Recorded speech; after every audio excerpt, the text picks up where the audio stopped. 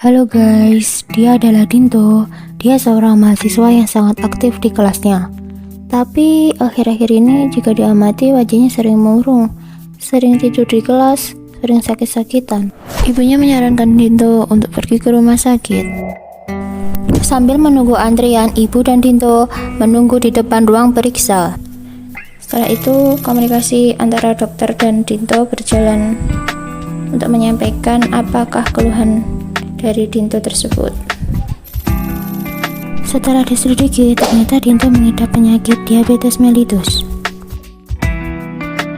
Guys, kalian tahu nggak apa itu diabetes mellitus?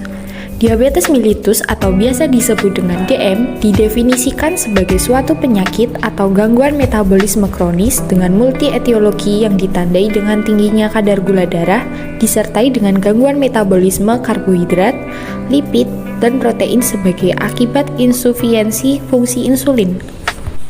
Insufiensi fungsi insulin dapat disebabkan oleh gangguan atau defisiensi produksi insulin oleh sel-sel beta Langerhans, kelenjar pankreas, atau disebabkan oleh kurangnya responsif sel-sel tubuh terhadap insulin. Menurut WHO 1999. Nah, sekarang kalian tahu kan apakah itu penyakit DM, diabetes mellitus? Apa sih penyebab dari penyakit diabetes mellitus itu?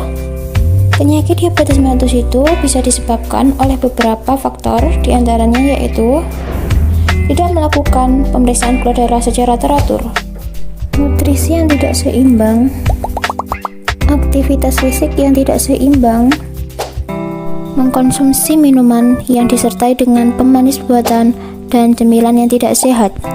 Dan adapun gejala penyakit diabetes mellitus seperti gejala klasik yang meliputi sering kencing, cepat lapar, sering haus.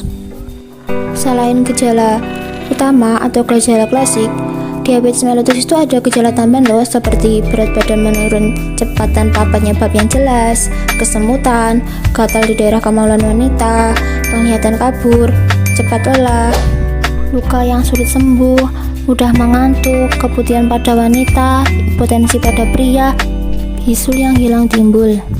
Adapun program penanggulangan diabetes bisa dilakukan dengan berbagai macam cara, diantaranya menjalani pengobatan secara intensif, aktif secara fisik, memperbaiki kualitas makanan, menjalani pengobatan secara intensif, dan dukungan dari masyarakat atau dari keluarga sendiri.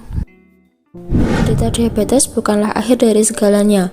Selama kalian mengetahui pola hidup yang tepat, penderita diabetes tetap bisa menjalani hidupnya normal. Hal utama yang penting dilakukan yaitu kadar gula darah selalu dalam kondisi kisaran yang direkomendasikan oleh dokter. Hal ini memang menjadi tantangan. Kadar gula darah dapat berubah karena banyak hal secara tidak terduga. Untuk itulah, penderita diabetes harus memahami panduan pola hidup, apa saja aturan dan pantangan yang perlu ditaati.